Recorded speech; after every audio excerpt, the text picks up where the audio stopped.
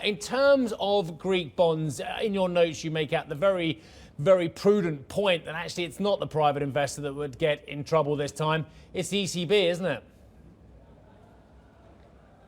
Yeah, absolutely. I think that the amount outstanding bonds with private investors is only to the tune of 17 billion euros. That's very small relative to the overall stock of debt outstanding, and the majority is indeed with the European Central Bank.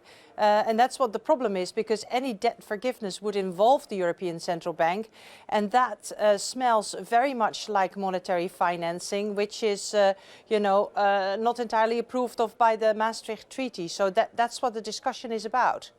I haven't seen this stone-guzzling film called La La Land, but I presume it's about the Greek situation, because we're in La La Land, aren't we? We have a country which has nearly 200% debt to GDP, that has a large amount of the country which is still in depression-like conditions, and anyone who tells you otherwise is just in La La Land as well. So presumably this standoff just goes on forever, with the Europeans saying there will be no debt forgiveness and the IMF saying there has to be debt forgiveness. How do we end this one, Mary?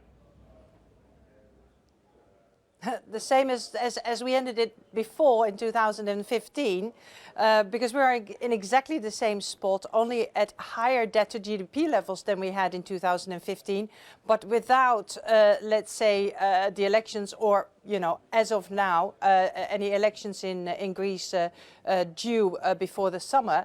That is clearly not the case. So, but the discussion between the ECB, as one of the creditors, but also Germany and the Netherlands, who are not in favor of any debt forgiveness, and Greece, who is trying to sort of run a primary deficit of 3.5%, is exactly the same as the one we had before. And I think the outcome will also be very much the same, with Greek sort of caving in and promising more measures to sort of bring their debt levels down.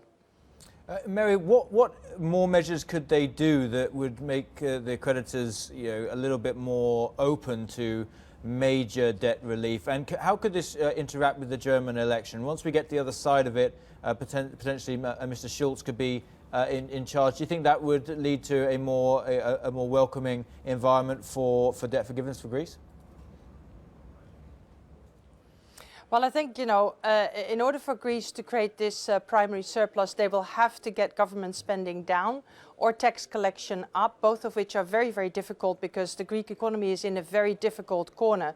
But they will try and come up with more measures in the end. I mean, the one thing that you should not forget either is that it's only February and it's still a long way to go before July. They will try to do their best to avoid, let's say, these public discussions going on whilst there are European elections, of course, coming up as well.